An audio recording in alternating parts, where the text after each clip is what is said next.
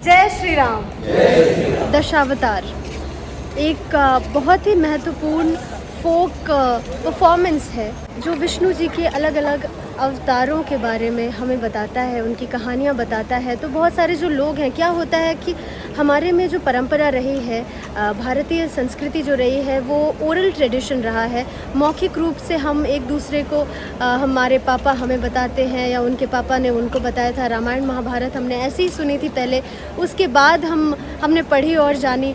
तो वो मौखिक रूप से करने की आदत है। और लोक में मतलब नॉर्मल लोगों में क्या होता है कि उसको फोक से, नृत्य से, गायन से, वाद्य से हम उनको बताते हैं ताकि एंटरटेनमेंट के थ्रू हमारी जो सभ्यता है, संस्कृति है, वो अपने आत्मसात कर सके, वो समझ सके, बच्चे से लेके बूढ़े तक वो चीज़ें जान सके और जो भी भ्रांतियाँ फैली हुई हैं उन्हें भी मिटा सके। तो उसके लिए जो दशावतार की जो टीम है उनसे मैं आपको मिलाने जा रही हूँ। वो जाकर अलग अलग जगहों पर परफॉर्म करते हैं। विष्णु जी के 10 अवतारों में से वो सिलेक्ट करते हैं। तो अभी उनका जो परफॉर्मेंस है वो विष्णु जी के एक अवतार थे राम जी, तो उनके ऊपर है। तो चलिए हम चलते हैं दशावतार के कास्ट के पास।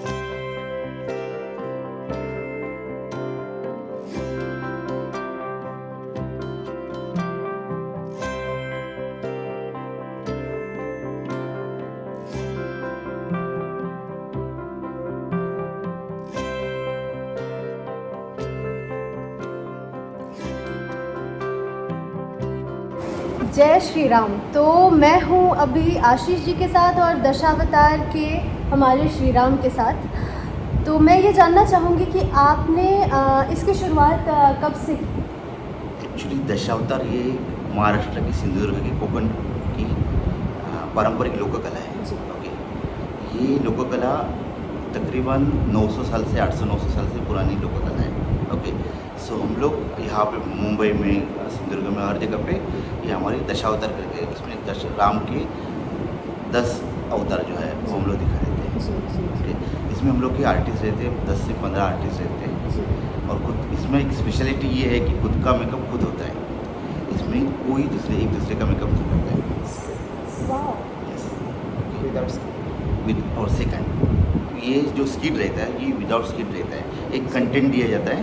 हाँ। तो वो कंटेंट को लेके हम लोग पूरा 3 घंटे का, 4 घंटे का जो ड्रामा रहता है वो हम लोग अरेंज करते हैं। सेकंड, और एक बात है, खासियत है कि यहाँ पे जो जेंट्स रहते हैं वही लेडीज़ का काम कर लेते हैं। ओके, सो फॉर एग्जांपल आप उनको दिखा सकते हैं जो तो वो सीता माता बनी है और उनके साथ में बैठी है। ओके, तो दोनों, हाँ, दोनों जेंट्स ही है। सो हाँ, सो मतलब अच्छी खासी खासियत है दशावतार कला की। वाह वाह।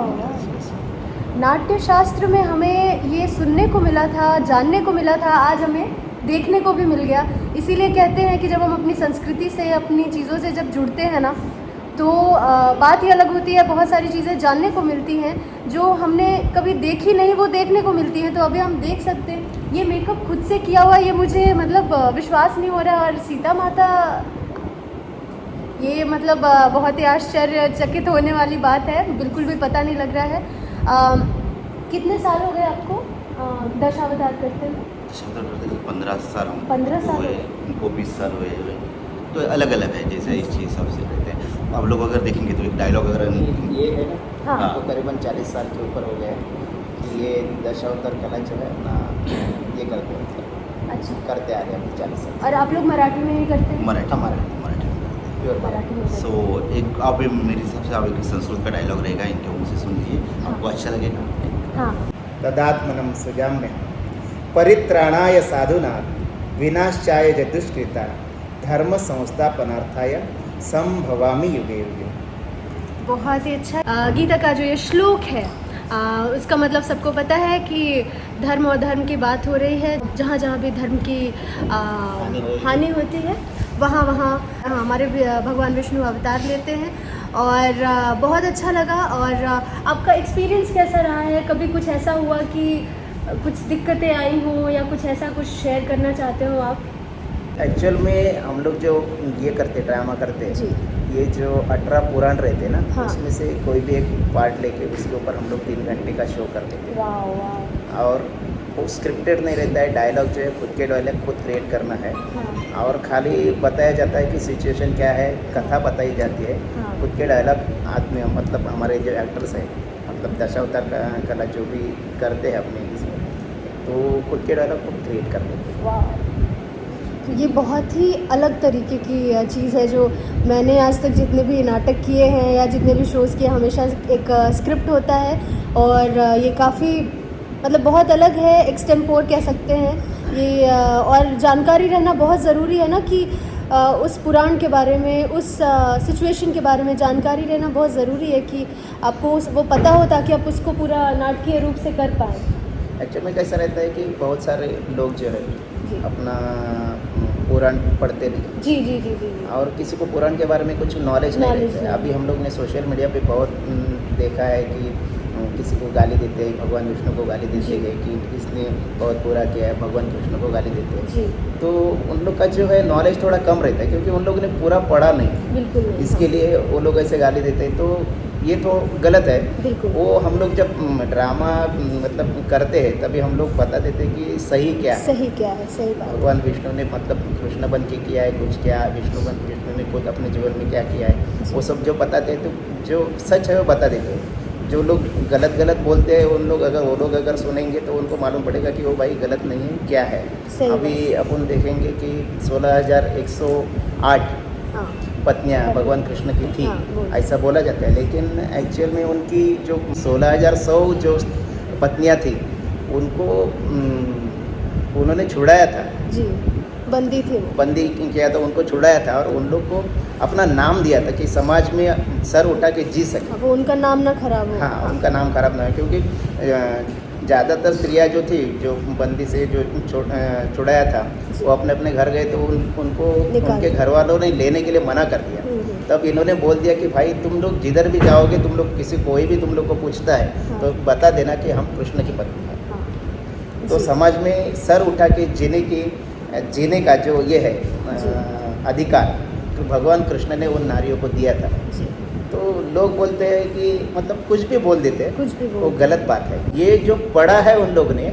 उन लोग को मालूम नहीं है, इसके लिए सब गलत बोल देते हैं। जी तो हम लोग जब बोलते हैं तो समाज प्रबोधन भी करते हैं, साथ में हमारे 18 पुराण जो है सबका प्रसार भी करते हैं। हाँ, दशावतार का। ये हमारी संस्कृति रही है कि हमने एंटरटेनमेंट को माध्यम लेके, एक एंटरटेनमेंट नहीं कहेंगे, नाटक को या गायन को माध्यम लेके हमेशा अपने चीज़ों को, जैसे पुराण है, रामायण है, इसको इसी तरीके से, मैंने भी जो रामायण है अपने पापा से सुनी है, उन्होंने अपने पापा से सुनी है, तो वो उसी तरीके से नीचे की तरफ आया है, जिसकी वजह से ऐसा हो पाया है कि कितने सारे हमारे किताबें जल गई, हमारे ग्रंथ जल गए, उसके बाद भी आज भी सारी चीज़ें वैसे कायम हैं लेकिन बहुत करप्ट हो चुकी हैं। और मैं बहुत खुश हूँ कि आप उन पुराणों को सही तरीके से दिखा रहे हैं, सही दिशा दे रहे हैं और लोगों तक पहुंचा रहे हैं, ताकि जो भी उनके मन में भ्रांतियां हैं, जो वो गलत सोचते हैं, वो चीज़ें क्लियर हो सकें।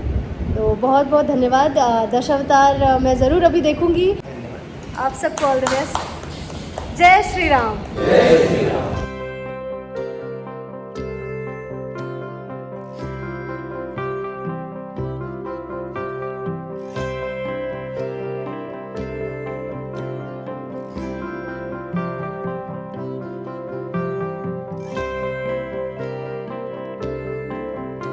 दशावतार टीम की ये परफॉर्मेंस सब में राम शाश्वत श्री राम नाम के राम जी को डेडिकेटेड एक इवेंट में हुई थी, जिसके हाइलाइट्स आप देख सकते हैं। Meet Pramod Kamde ji, an eminent sculpturist जो राम जी की लाइव मूर्ति बना रहे हैं। वानखेड़े स्टेडियम की famous Sachin Tendulkar sculpture is made by him only. From painting, singing, nukkar natak, shairi, open mic to dance performances, everything here is dedicated to Shri Ram.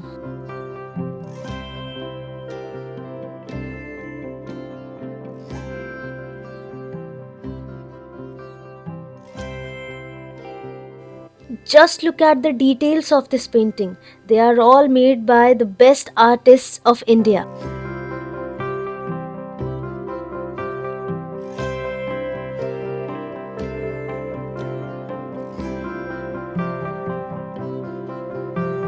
Meet one of India's best calligraphers, Achyut Pallav ji, along with Pramod Kamble ji, two best artists in their own art forms.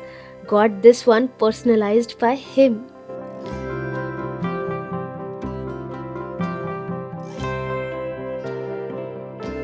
Another master doing live watercolor painting over here, Vikrant Shitole ji. And here I am dropping my letter to Ramlala, जिसे अयोध्या भेजा जाएगा.